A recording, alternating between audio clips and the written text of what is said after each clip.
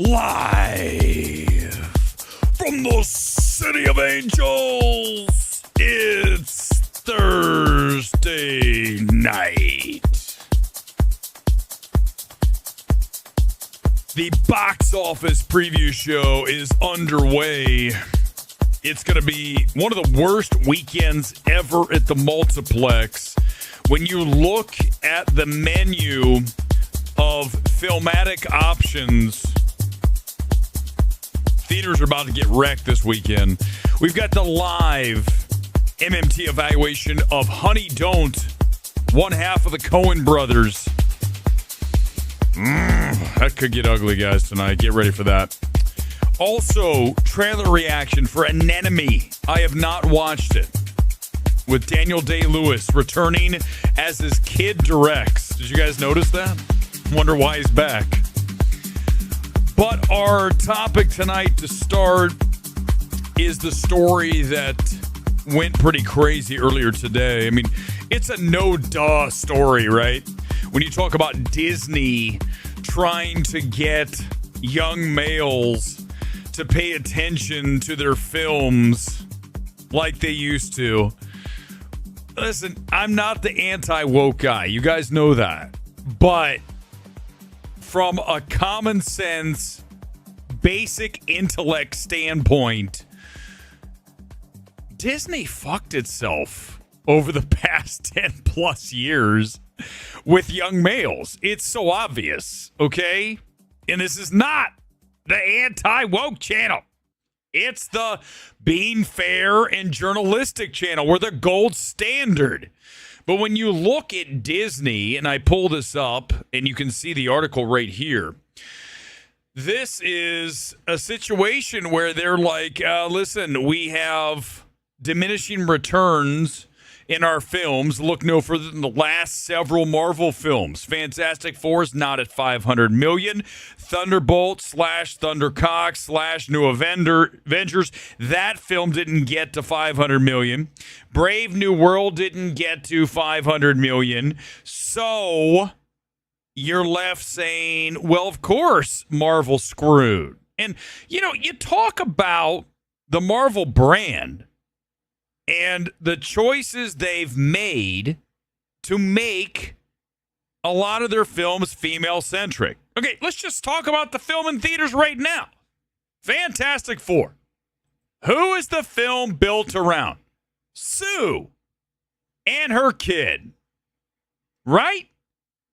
So look, I don't even go back into history. I can go into what's playing tonight at the multiplex near you and tell you that Disney is female-centric in many of their things, and obviously Marvel is one of their major properties along with Star Wars. And we know what happened to Star Wars. We don't need to even discuss the things that Disney has done to alienate young males who, if you read the article, left because of COVID and video games. And I'm not going to argue that those things aren't true. I mean, kids these days doom scroll, whether it's TikTok, Instagram, they're playing video games, they're on YouTube. If you're watching us tonight, Midnight Movie Talk on YouTube. If you're watching on X, if you want to watch the old videos, that's where they are. But there's so many options. When I was a kid growing up in Columbus, Ohio, we had television and the movie theater. And we did have the advent of the VCR, okay? Somewhere along my childhood. But when you really talk about options, there weren't a lot. So the movie theater was a place that you knew you would hit up probably every week. Definitely not going longer than 2 weeks without going to see a film. In the summer, I was at either Northland or Eastland, which is where the majority of our screens were, the two malls in Columbus on obviously the north and the east side. And I would go see a movie a week, sometimes two. Hey, Mom, drop me off. I want to see Gremlins. I want to see Cobra. Snuck into that. I want to see Crawl. Lost Boys. Cocktail. On and on and on. All the movies. Hudson Hawk. I mean, yes, the aliens and the Return of the Jedis and all. Okay, yeah. But you talk about films like Hudson Hawk. I mean, I was there. Why do you think I'm doing this still? Because we were raised on cinema. But nowadays, these kids aren't raised on cinema. They're raised on video games and the TikToks and the Instagrams and the YouTubes. I mean, the last time we had a film that had that younger demo all up in it was Minecraft. And then before that was Deadpool and Wolverine.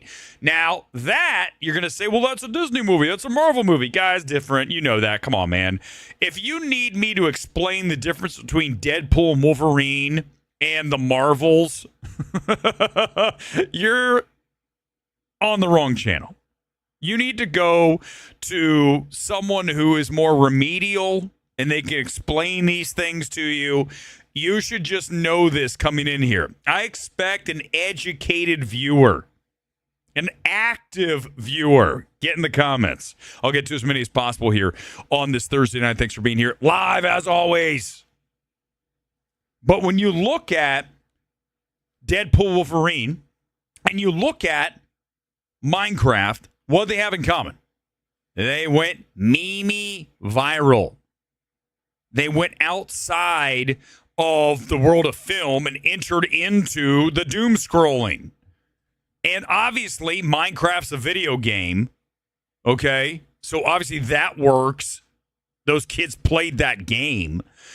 But it's rare we have that these days. You ask the average kid, they'll probably tell you the last time they saw a movie was Minecraft. I mean, we didn't have any major film this summer. We had Lilo and Stitch, but young boys don't want to see that shit. Hell, I about fell asleep during that thing. So, younger male demo, which is exactly what they're talking about here. Variety first broke it out, and then Screen Rant and everyone took it. I just like the graphics here. That's why I picked Screen Rant, but credit to Variety. But the funny thing is, I was literally just talking about this with Menzel like 2 nights ago, that younger kids are not going to see movies. And that's the primary difference between my generation and likely your generation and these younger kids. Because it's just not a big deal for these kids to go to the movies. They don't even think about it. It's not even one of their options. What are my options tonight? I can not movies. Like, it's not even one of the considerations. I just went to see Honey Don't tonight here in Burbank. The theater was dead. Ain't nobody in there, man. There's one person working concessions, one person at the door. That's all they need because nobody in there. And this is Burbank, the number one AMC on the planet. Pretty much on any given weekend. You've got 30 screens there, a 16, an 8, and a 6, okay? And that is the hub of movie going here in Los Angeles. And when it's dead, how do you think Indianapolis looks tonight? Dallas, Buffalo, come in Fort Lauderdale. Nobody. Certainly not any kids. Every time I go to the movies these days, it's older dudes like me, Gen X. Because we were raised with the movies. Like I said, I was at the movies at least once every week, if not every other week, and that would be the maximum amount of time of my refractory period from cinema. 2 weeks. These kids, 6 months. A year. So how do you fix that? Good luck. Movies are screwed, man. I'm still talking about this Disney thing, but you know I've been going off on X lately talking about, I can't believe I'm calling it X now. It's just easier. I don't want to say Twitter anymore. Okay? You guys know. Whatever you want to call it. Movies are going to start shutting down. Wherever you live, the theater near your house is likely going to be gone in the next several years. Every city's only going to have like 3 options LA will have more because it's LA. New York will have more. New York. Chicago. The major cities will keep those indie theaters. Here we have like Lemley. We have Alamo. Obviously, we have AMC. We've got Regal. We've got everything here, okay? Then you throw in things like the New Art. You throw in Los Feliz. You throw in the Vista. You throw in all the places. It's different here, okay? But if you live in Raleigh, you're going to be driving like a half an hour to the movie theater. So, yeah, it's about Disney trying to get the younger audience, but it's also about the fact that movies have, without question, lost their cultural significance. Seinfeld got it right about a year ago. Remember, he said that. Everyone, no, what are you talking? Yeah, he's 100% right. And Tarantino said movies died in 2019. It makes me wonder, why am I even doing a movie stream? Like, what are we doing here? That's why sooner or later we're going to branch out, and the stream's going to be called Sydney Sweeney's Boobs. That's the name of the stream. I mean, hell, if we can't get viewers that way, what other way do you have? Do you have another suggestion? I mean, I could do the entire stream shirtless. I mean, at this point, why not? I just like my kits. Tonight, Old Man City, player fit. Thank you very much. Of course, man. I don't roll around with those stadium kits. I have the pro version, the Vapor Knit. I have time for that stadium shit. But back to Disney. This is an aside, right? That's what you get. Listen, I didn't plan any of this. This is literally just me shooting. I looked this article for, like, no joke, 1 minute. I don't need to know anything else. Of course, Disney has an urgent strategy revealed as they push for movie pitches aimed at overlooked male target audience. Because you screwed yourself. And you know what else? You guys don't talk about this enough. Cars 3. That's one none of you want to discuss. When Lightning McQueen in the middle of the final race in the movie says, I'm done, why don't you take over, Cruz Ramirez? What the fuck? That's what I was saying, and I'm not even the anti-woke guy. Have the anti-woke guys made a stream about that? Why am I the only person to realize this Cars 3 is one of the biggest crimes of that gender-swapping bullshit? Here you go, Cruz. I mean, they've done it a million times. Go back and look at the Dial of Disaster. You want to have fun? Go watch my live stream from that night where I just destroyed that. That's when Disney was like, you're never coming to one of our movies again. When I came out of the Dial of Disaster and absolutely ripped it to shreds. Oh, we're going to make Phoebe Waller-Bridge the new Indiana Jones. Oh, that's a brilliant idea. I said that night. Why can't I be in the room at Disney going, who the fuck's idea is this? Jane, shut the fuck up, bitch. That's the dumbest shit I ever heard. That's what I'd say in the meeting. I'd be walked off the lot, but I would absolutely, if Jane said that shit in front of me saying, we're going to make Phoebe Waller-Bridge is going to be the new Indiana Jones, I'd be like, oh, Jane. Damn, man, who hired you? You're dumb as fuck, girl. What the fuck? Stop pushing your shit in here, Jane. Go back to doing whatever. You're not smart, Jane. Not because you're a woman. Well, yeah, because you just... forget it. You know what I'm saying. We need someone in these rooms like me saying, that's dumb. Who said that? You're fired. I want to be Les Grossman in Tropic Thunder. Who was that? Raise your hand. You're gone. Dumbest idea ever heard. Get the fuck out of this building. But these people, man, this town's full of fools, man. Dumb motherfuckers. I'm sorry, I'm going to curse now. I'm at the point now where I don't care. My stream, I'll do what I want. You can't stop me. Good luck if you want to try. Wait till I get to Honey Don't. It's going to get uglier than this. We have people in this town that have no business in a position of creative control. That's one of the issues. It's a big one. People that were either there box checking, nepotism, slept their way to the top, the old-fashioned Harvey way. it's true. I'm sorry. Is there some? Wait. Weber, you're out of line. You're saying things. Oh, and I'm 100% right. What do you want to do? You want to talk about your feelings are hurt? Hit the road. I don't have time for this shit. We need more people in this town to have that approach. And then Disney wouldn't have the problem here. Well, we've got to seek young males again. I don't know what we did wrong. It's astounding how clueless these people are, that they couldn't see this was going to come with Star Wars and Marvel and Cars 3 and Indiana Jones. And name something else.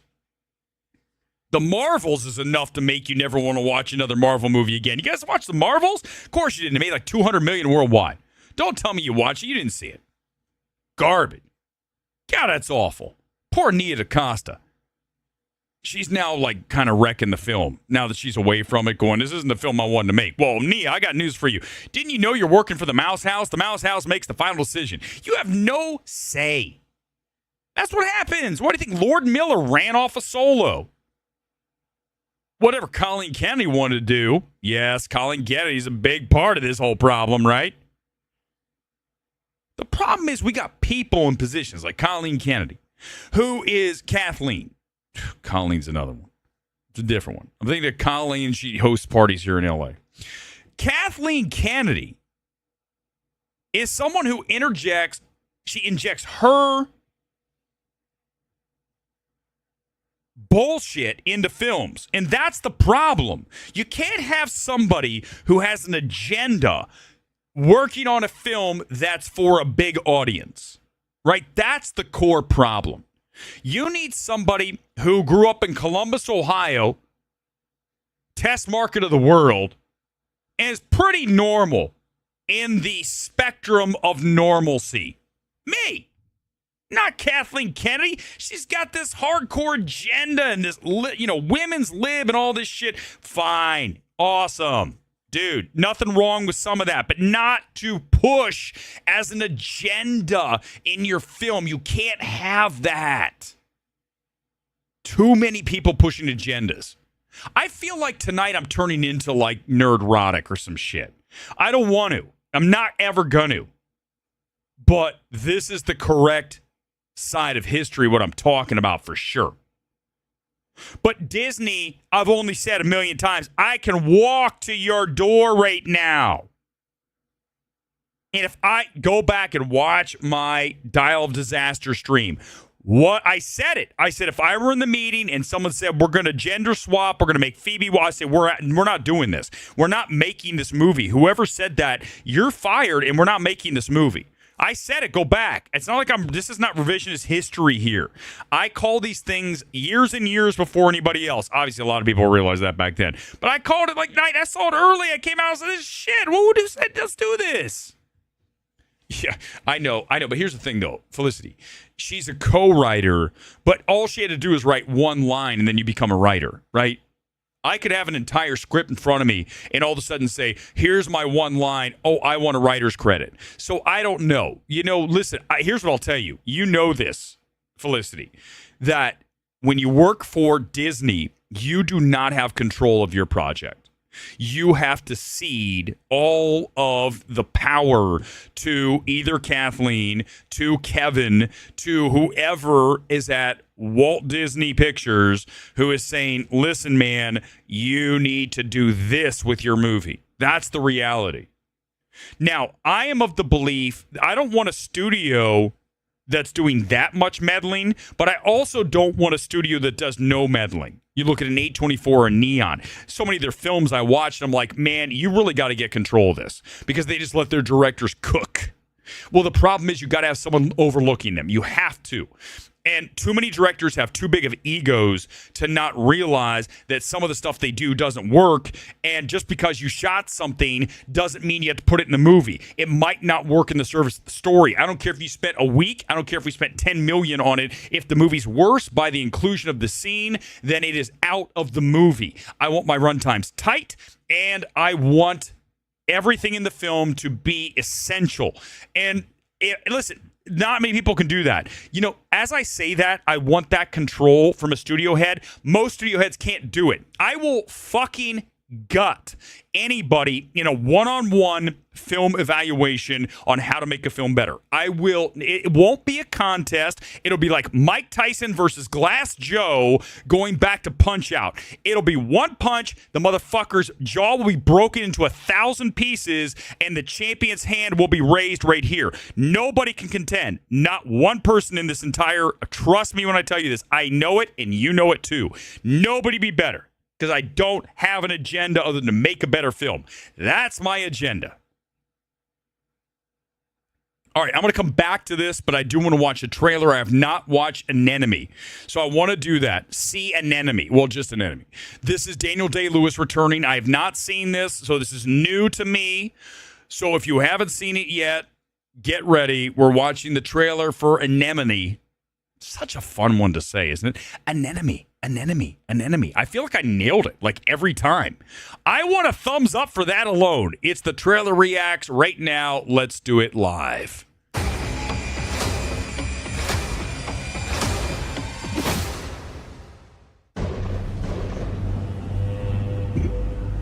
All these years, the isolation. This is it. This is my life. I've seen my share of lost souls, brother. I'm beyond your reach, Jem. And it's great to see him back, right? Last time was Phantom Thread. Boy, that's been a long time, man. Was that 2017? So it's been 8 years. Is that right, by my calculation? Phantom Thread is an exquisite film. It's an intricate film, and I love the score. Okay, you talk about a score. One of my favorites of that year, and that's when movies were movies, right? Pre-COVID. Now, it's not the same. It just isn't. But it is great to see. Trust me, guys. Tarantino was right. Movies pretty much died in 2019.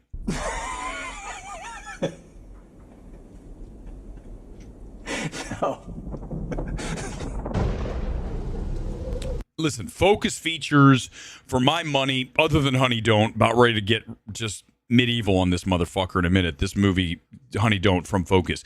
But other than Honey Don't, Focus typically delivers winners, right?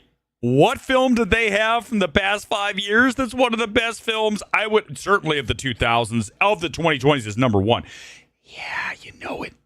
Tar, baby. The Invisible Man. Ray Stalker. How long? Can I just say that now that drones are a part of film shooting, every movie has a drone shot, right? In the past, you had to get a helicopter, cost a hell of a lot of money. Now you just hire some drone pilot and throw the camera up there, and you're like, there we go, there's our drone shot. Every movie has an overhead drone shot now because it's cheap now. You have to helicopter like the old days. Was it, brother? When you went limping off into the woods. What, 20 years? Almost feels like a horror film. By the way, directed by his kid. I mentioned that off the top, but isn't that interesting? I'll come back and I'll act for you in my kid's movie. Why did he leave us? Oh, no, it's one of these psychological things. Okay, all right. Okay. The army teaches you to grin and bear it. The war with crime. And we were the phantom soldiers. Oh, Phantom, huh? Bringing in the Phantom Thread. Me about what happened over there. I can't help you. Till he's telling me what happened. Is that a question? What do you want from me, brother? What do you want? I feel like that's not the best read. That's what I'm going to be. I can't believe I have not seen this till this moment. I feel like, wait a second. Is this one of the greatest living actors? It's fine. Maybe I'm being a little harsh, but it didn't quite grab me by the balls like I expected.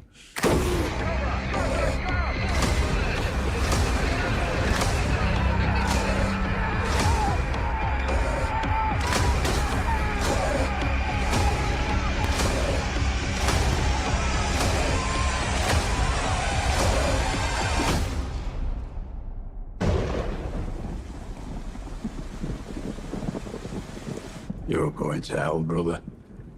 Family reunion. Okay, yeah, it looks like a Focus movie, doesn't it?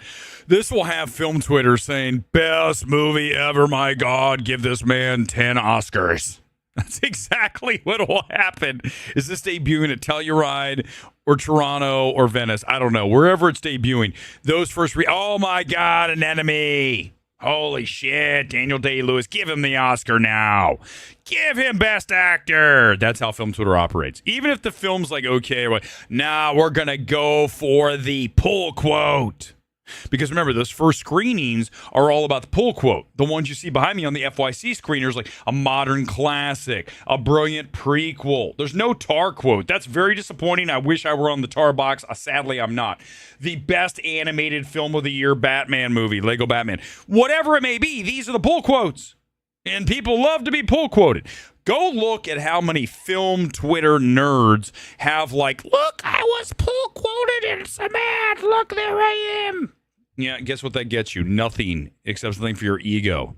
I got pull quoted in People magazine saying that I thought that John Wick 4 is one of the greatest action movies ever made, which I believe is not as good as Raid 2, which is the greatest action film ever made. Okay? And then the Raid. Then John Wick 4, but still one of. I think that's fair. Who cares? Doesn't matter. You don't see me like, oh my God, look, I got this fucking, look at me. These people are such losers, man. Sorry, dudes. I didn't want to do this. I didn't want to. Film Twitter is full of losers. Let's all say it together. Film Twitter losers. Film Twitter losers. They are literally the most unremarkable people on the planet. So for them to get a pull quote, of course they're like, oh my God, it's the best thing's ever happened in my life. Because you don't have a life. That's why. Suck it, film Twitter. Bunch of fucking geeks. Luis, you're 100% right. Listen, man, it's been pretty grim. At the multiplex over the past year, I've seen a bunch of crap. But let's just do it right now. It's time for Honey Don't. You guys ready? Speaking of garbage, I saw Americana last weekend, which I called a faux Coen Brothers movie. Well, this week, we have an actual half of a Coen brother film in Honey Don't. And I can tell you right now, everybody get ready to laugh. Honey Don't, go see this. It's time for the MMT evaluation. Let's do it live. Here is 30 seconds of this brutalizing film from Ethan Coen. Address you wanted? Thanks, MG. Honey, right? Love those click-clacking heels. Why is a private investigator looking into our church? This girl was afraid of something the cops couldn't help her with. Can you help me? Yeah. Another? Oh, we're ready to get out of here. The French are not gonna like this. Now we gotta kill him. Honey, don't. Oh, God, this film. I'm glad that was only 30 seconds. When I was looking through all the clips and trailers, what's the shortest thing that I can show that I can possibly tolerate after watching this movie? And that fit the bill at 30 seconds. Okay? This is not just unfunny. This is a creepy screenplay. Coen is a sick fuck. This guy has so much weird sex in this that's very unsexy. You've got Margaret Qualley, who's a lesbian. She hooks up with Aubrey Plaza, and at the bar, Plaza is fingering Qualley. And I'm like, what are we doing? What is happening? And she's getting off at the bar. Later, we see Qualley cleaning her sex toys off in the kitchen sink. A butt plug, a dildo. And Chris Evans gets in on it. He has a threesome with a couple of hookers.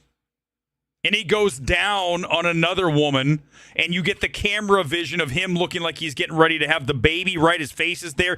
Dude, this is some shit. This film, how is Ethan Coen not on some kind of watch list? Creepy ass bitch, man.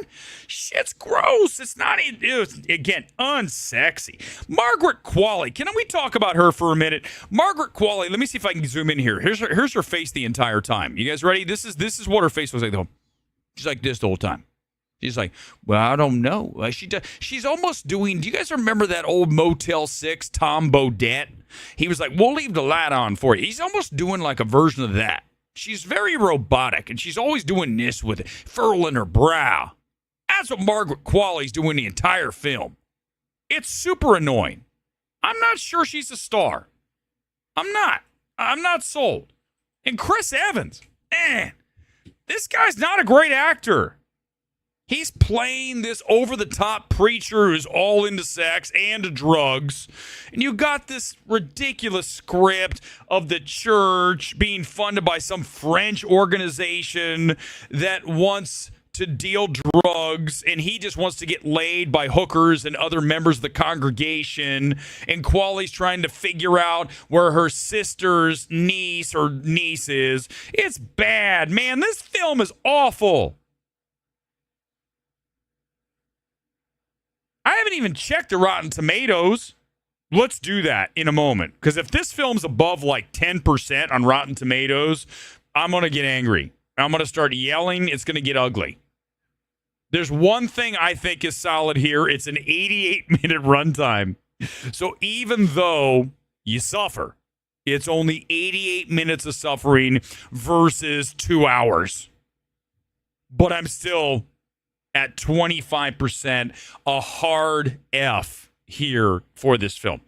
Let's go to Rotten Tomatoes and see where we are on the tomato meter for Honey Don't. Okay, it's pretty low, but not as low as it should be. It is, can you guys see it? It's at, no, hold on, actually this makes it worse when I put it like that. It's at 51%. There's no way this should even be above like 3. How's it at 51? Oh, no. Amy Nicholson's at it again. Oh, my God. Amy Nicholson's one of the worst critics ever.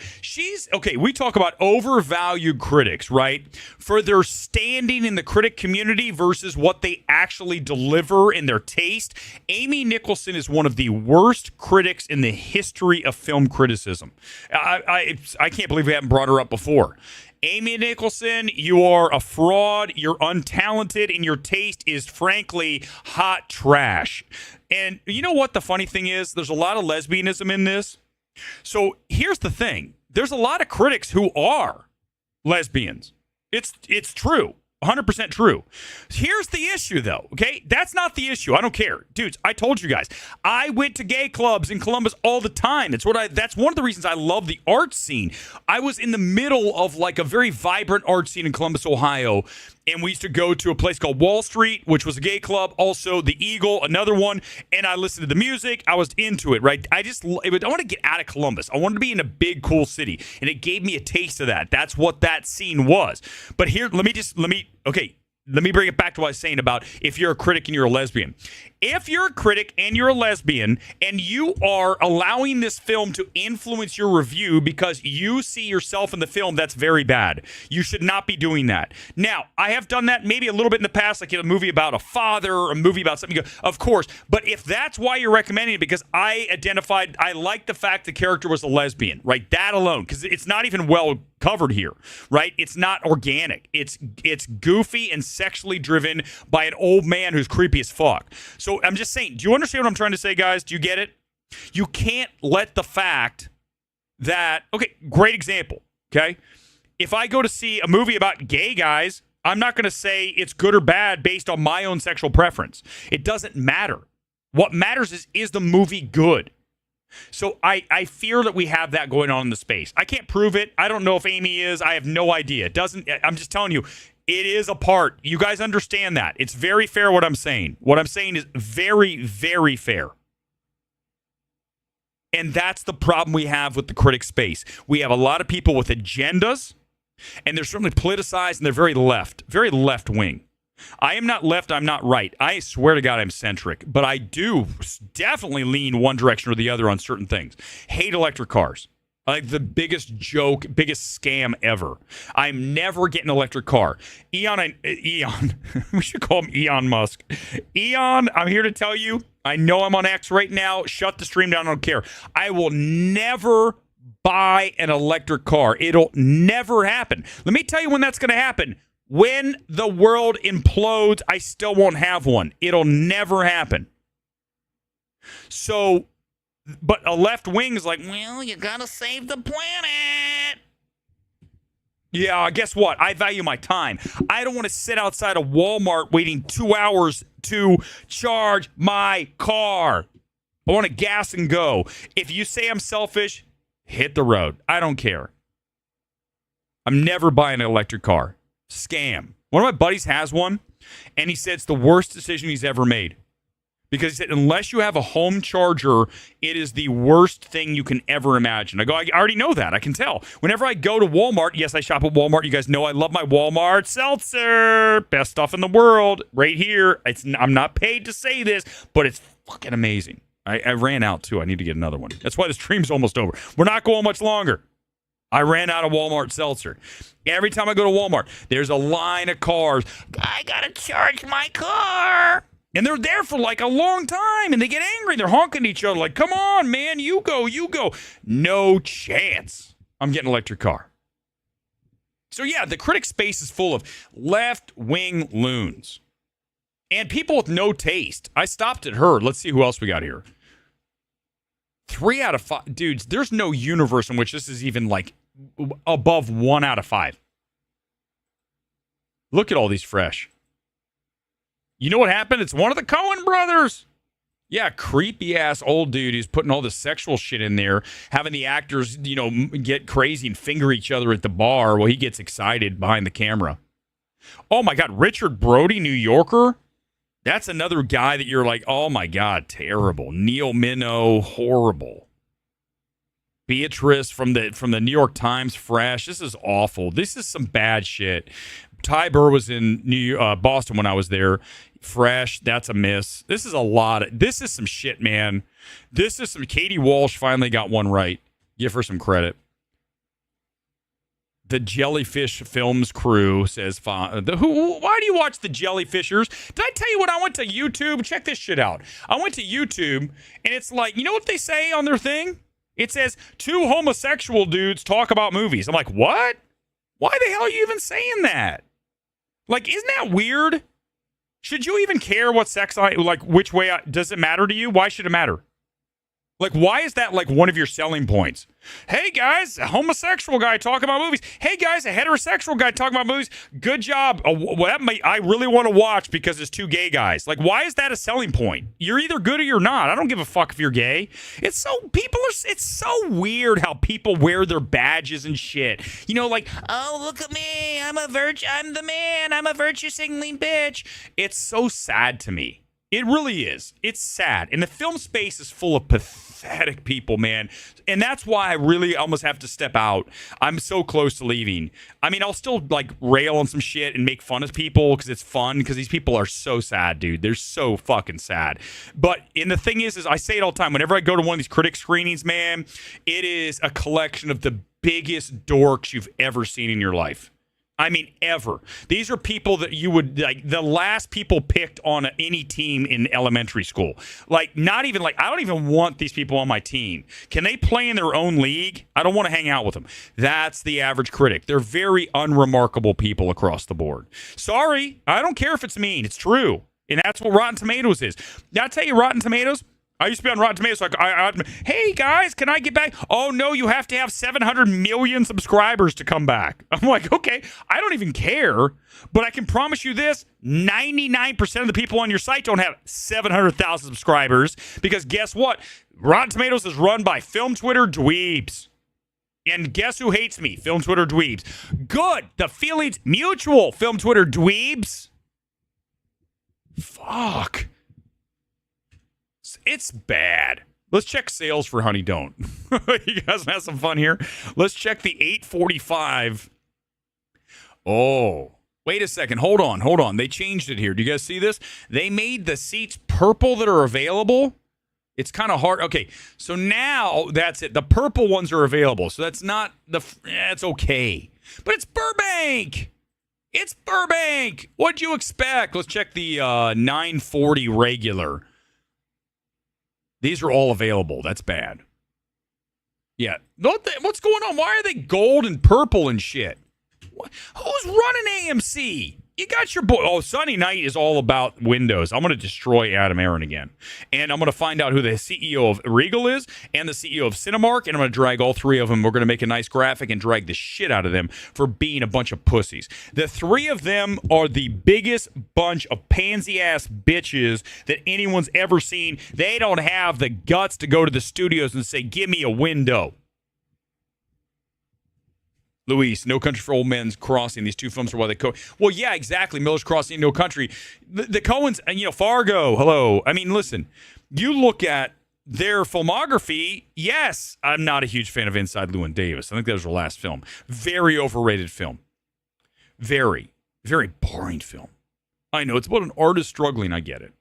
And Oscar Isaac's amazing and everything, of course, but not a film that should be in any like top 10 of the decade. I see that all the time. That tells me you don't know what you're talking about. That tells me you don't speak for anybody. Whenever I see Inside Llewyn Davis on like a top of the decade, I go, who is this, Sean Fennessy? It would make sense because the biggest fraud in the space. I mean, we talked about Fernando's a fraud, but yes, Fantasies without question a fraud. And oh, by the way, my ringer boys on the Reddit stream, I'm right here. I'm the man. Your boy is a fucking fraud. Run it through tomorrow. Run it on your little fucking pathetic Reddit shit, because you all have like, I'm gonna hide in the dark and say Weber said some shit about Fantasy. Fantasy's the biggest joke in the history of film criticism. So it's not even a contest. This is not even a second place. Soups doesn't qualify. Soups isn't even a critic. Soups a joke. I mean, good Lord.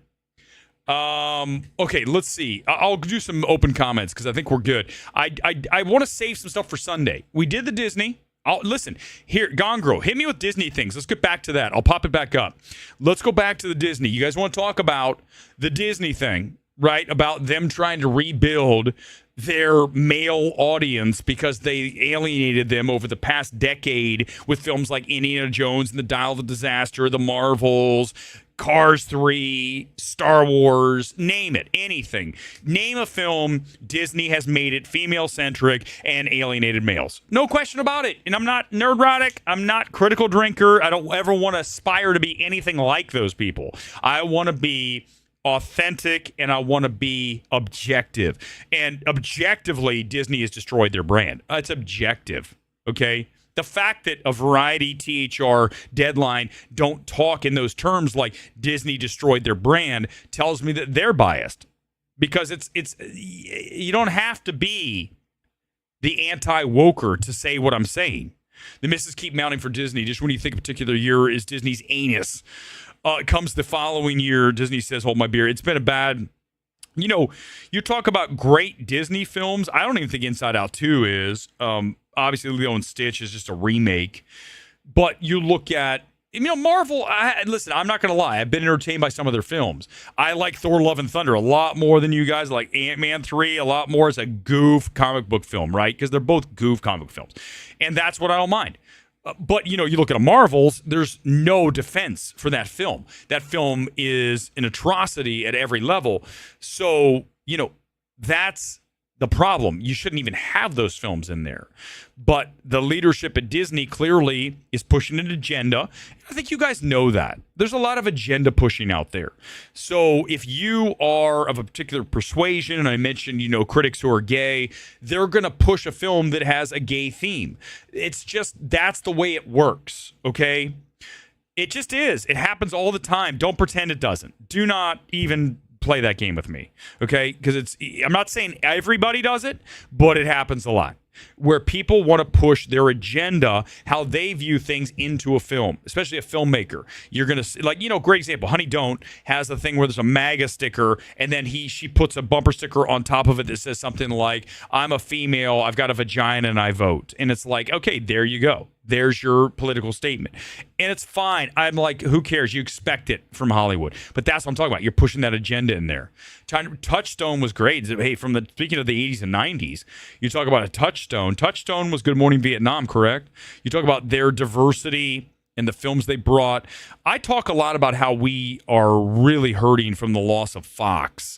Remember, the 20th Century got acquired by Disney. We lost Fox, and Fox was another studio that did new and different things.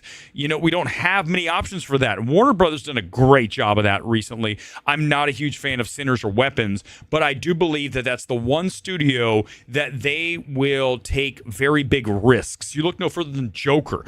Most studios would never make that film. And I don't care if you tell me that it's a hybrid of, don't even make me say the films, I'm not going to do it.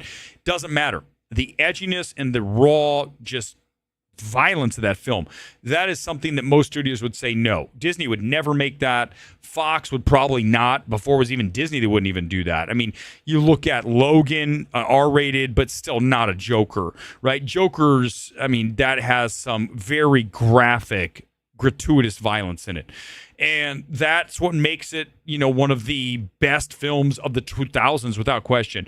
It is. Joker's one of the best, and I think Joker 2 is a very, very good film, but Joker is one of the best films of the 2000s. It is. I don't care if it's derivative of Taxi Driver and King of Comedy. I don't care. It's one of the best. Every movie's derivative of something, okay? So if you go back to 2019, you talk about like the last, let's talk about the last decade. The best films of the past decade, Tar's right there. You talk about, obviously, I'd throw a Joker in there. I'd throw in an Aftersun. I'd throw in a Decision to Leave. 2022 is one of the best years ever. Parasite 2019. But then you start to look at a 2020, 2021, not as strong, obviously. And the 2023, bad. 2024, bad. 2025, not good. Other than Oppenheimer, but even Oppenheimer still isn't as good. I would argue the Joker's better than Oppenheimer. It is. Listen. I love a Nolan. I love the score, the Ludwig score. Obviously, the cinematography, everything about that. But Joker for me is a film that just knocked me on my ass. Not because I hadn't seen it before. I couldn't believe that a major studio let Todd Phillips make the movie, and you need to celebrate that. You've got to. Roca reported that 2 major stars from Doomsday clashed on set. I didn't see that. I don't know if that's coming from Snyder. I'm not talking about it. I told you guys I'm never talking about Snyder again. You talk about creepy. Not even. It's not happening. So I'm not even going to address that. But listen, there's egos in this town. Isn't that funny? I mentioned it right after that. People say I have an ego. I back it up. I got the fucking goods. It's not like this isn't some kind of like, I'm putting on a mask. This is the real fucking deal. So here's the deal is when you look at stars on a set, of course there's gonna be all those people. Someone maybe came late to set, someone called them out. We've seen a lot of that, right? Remember The Rock got called out for not even showing up some days.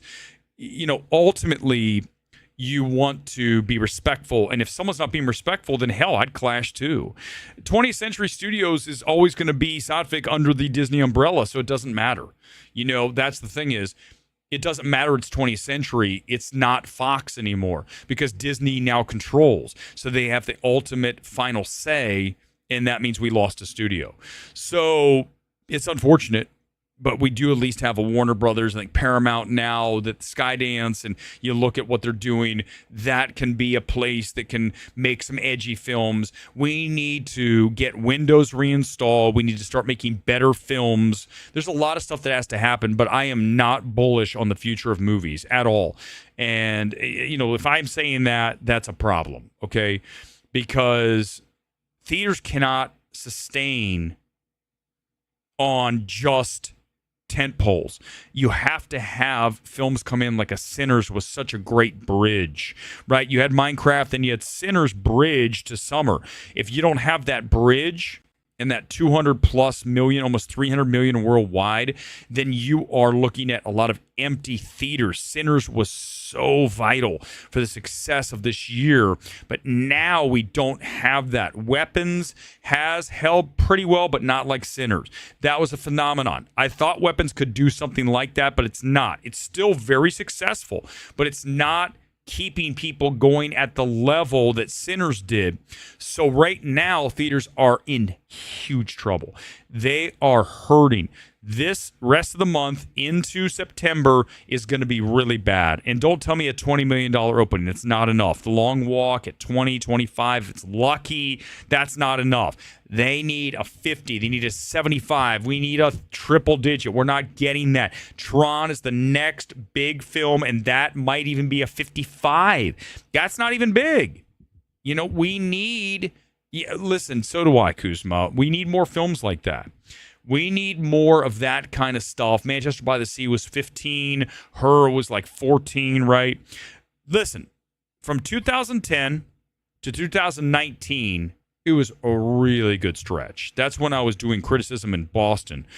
I was doing my weekly show on NECN, which is the cable news station there.